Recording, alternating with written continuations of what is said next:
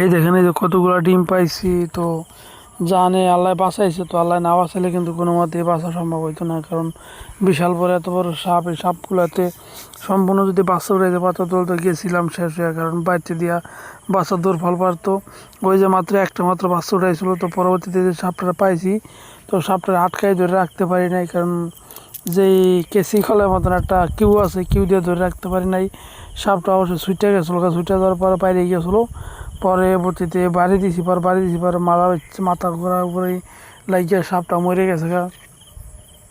তো অনেক চেষ্টা, 2-3 ঘন্টা চেষ্টা করার পর, অনেক মেহনত করার পর 3-4 জন মানুষে, আমাদের এদিকে একজনের নাম আছে শুক্কুর, সে তার বাড়ি হইলো আমাদের ওই